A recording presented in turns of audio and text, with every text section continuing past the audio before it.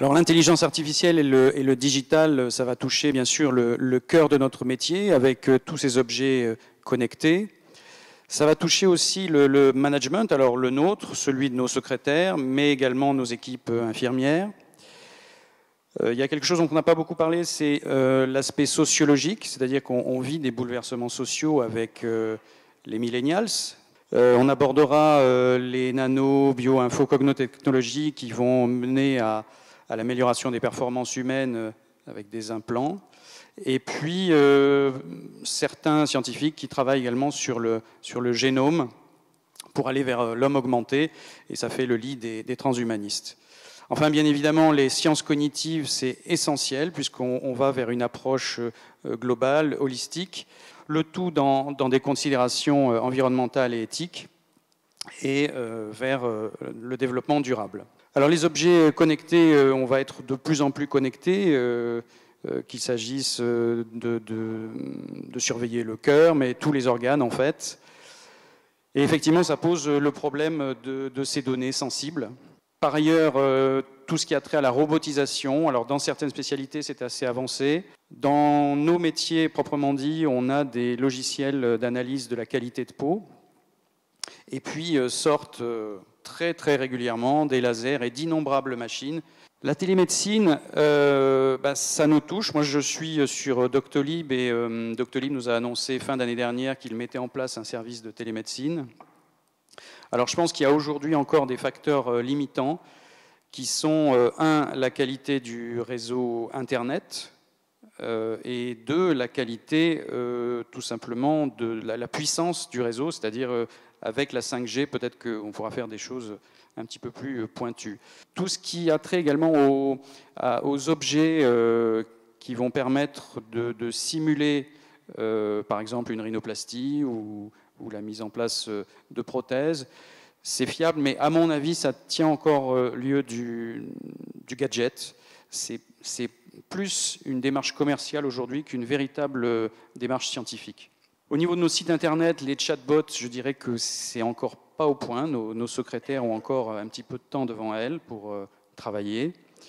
Même si je me suis mis à la dictée vocale, que mes comptes rendus partent directement dans le logiciel et sont adressés directement au médecin, même si les photos que je prends de mes patients sont intégrées également directement au logiciel. Bon, la secrétaire a encore un travail, ne serait-ce qu'un travail d'accueil. Concernant Internet et les datas, ça pose quand même le problème de la fiabilité des informations. Parce qu'il circule sur Internet énormément de fake news, de fake informations, et donc ça reste un problème. C'est la raison pour laquelle la dernière mouture du code de déontologie du Conseil de l'ordre des médecins disait aux médecins d'investir les réseaux pour donner les bonnes informations. D'où le lien avec les réseaux sociaux. Et concernant ces réseaux sociaux, il y a une étude récente aux États-Unis qui montre que, alors là je parle du cœur de mon métier, ça peut poser des problèmes parce que les très jeunes, ces millennials, cherchent finalement à ressembler aux avatars qu'ils ont créés sur Snapchat. Et ça, c'est un grave problème. Donc on n'a pas trop ça chez nous, mais ça pourrait le devenir. Donc il faut être vigilant par rapport à ce qui circule sur les réseaux sociaux. Paul Saunier, donc, qui est un fervent défenseur de la génomique, a tenté de synthétiser un petit peu sur un tableau l'évolution digitale et les révolutions génomiques. Donc on voit grossièrement en abscisse l'évolution de l'intelligence artificielle. L'objectif étant d'arriver vers une médecine prédictive et plus tard vers une médecine préventive. Au-delà de l'intelligence artificielle, donc on a parlé des bouleversements sociaux, économiques et managériaux, et bien sûr l'éducation, la formation. Sur la formation, on a aujourd'hui à notre disposition dans nos congrès des choses qui évoluent, puisqu'il y a de plus en plus de live surgery. On est plus effectivement sur ce qu'on appelle du vlog par rapport au blog. On va voir des vidéos parce que c'est plus parlant, notamment pour un chirurgien. Et on a également tout ce qui est MOOC, le Massive Open Online Course, qui vont permettre aux praticiens de se former à distance, à toute heure, en tout lieu, pour peu qu'on ait un réseau Internet. Et puis, il y a une société qui s'est montée qui s'appelle Invivox, qui fait du e-learning et qui a pu former ainsi déjà plus de 6000 médecins. Alors, la disruption. La disruption, c'est une solution pour avancer, à mon avis, dans nos métiers et pour essayer de trouver des solutions. Donc, le mot a été inventé par Jean-Marie Dru, qui était directeur d'une agence de com américaine TBWA, au sujet de la campagne Apple Think Different, dans les années 80. En fait, il y a 3 étapes. La première est d'identifier les habitudes qui figent les pensées. La deuxième, c'est de casser les codes. Et surtout, la troisième, c'est de les exprimer au travers d'une vision. Donc la vision, il faut l'avoir en ligne de mire. C'est-à-dire qu'on passe du technique à l'émotionnel. Pour en revenir à mon métier, on ne va plus parler de chirurgie des paupières, mais de chirurgie du regard. On est dans l'émotionnel. On va passer du standard à la singularité, et puis du matériel à l'imaginaire. Don't do the right thing. God knows you'll be tempted. The right thing sounds so good in meetings. It looks fantastic in charts. The right thing soothes racing pulses and settles churning stomachs. Everybody can get on board with the right thing. The right thing is good enough, but good enough is not enough. Don't do it. Don't do the right thing. Avoid it like the plague. So what are you supposed to do? The wrong thing? Of course not. Do the brave thing. The thing that troubles your sleep. The thing with a million unknowns. That seems ridiculous one moment and genius the next. That's the thing you should do. Chase it down. Don't let it go. Do the thing that disrupts, that upends, that doesn't just defy the status quo but reshapes it forever. You can do that. You have that in you. To do the right thing or not is a choice. To disrupt or not is a choice. Let's do the brave thing. Là, je reviens sur mon congrès, puisque c'est les thèmes que je vais aborder. Donc, les chirurgiens ont connu l'arrivée de la médecine esthétique. Et puis, aujourd'hui, la nouvelle frontière va être la médecine régénérative avec les cellules souches. Et je pense que ça va révolutionner non seulement notre chirurgie, mais toute la médecine.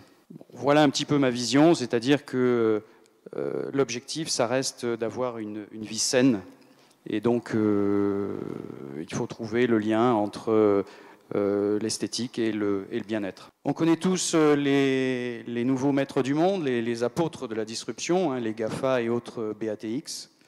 Mais il y a également, bien sûr, Uber, Netflix. Alors tout ceci doit être modulé par les codes culturels. Je ne sais pas si vous avez entendu parler de Clotaire Rapaille, qui étudie les codes culturels par pays. Pour une Américaine, typiquement, il faut que ce qui a été fait se voit. Pour une Française, il faut que ce soit discret. C'est toujours « Docteur, je veux que vous changiez mon visage, mais je ne veux pas que ça se voit ». Et puis, on en revient donc aux millennials, ces jeunes qui arrivent sur le marché, qui sont tous sauf fiables, parce qu'ils sont dans la consommation. Ils vont prendre un rendez-vous sur Doctolib, mais ils vont prendre 5 autres rendez-vous avec d'autres chirurgiens, et ils ne décommandent pas. Ils prennent celui qui a le premier rendez-vous. Donc il y a vraiment un manque de fiabilité de ces jeunes. Chez ces jeunes, il y a également tous les dangers liés aux médias sociaux, dont Snapchat. Et puis il y a une banalisation des gestes, puisque donc c'est un millennial qui parle, il dit je vais chez le coiffeur, pourquoi je n'irai pas faire mon Botox? Donc on est chez des jeunes, et ça, il faut lutter là-dessus, parce que ça peut être dramatique. Donc dans ce congrès, je demande comment organiser notre futur. Disruptez-vous avant d'être disrupté.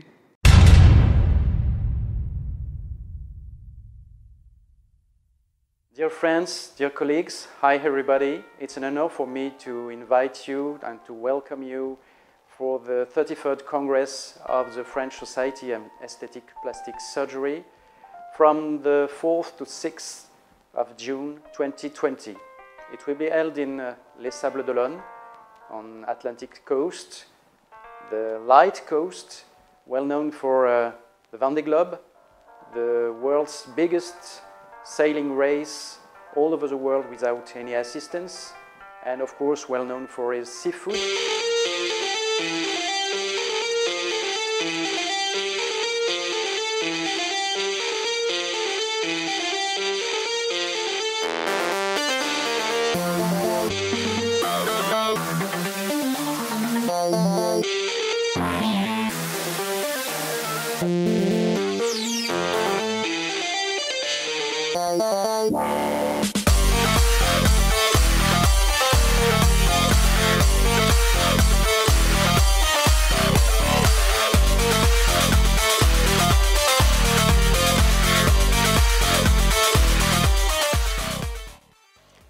The main topic of the Congress will be about disruption. Disruption, it's an interruption in the usual way that process or event works. And in the field of plastic surgery, we have known some disruption, like the incoming of the aesthetic medicine, and probably the new frontier will be regenerative medicine.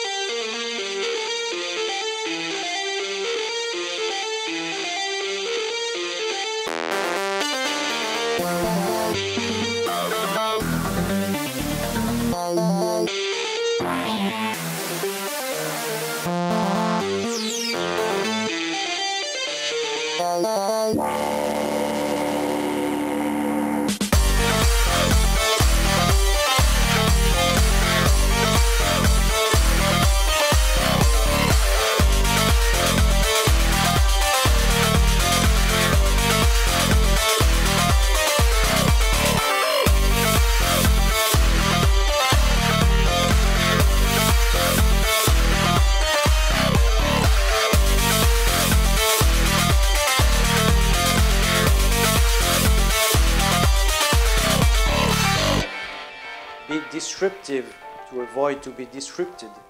Get ready to a new world. I need you.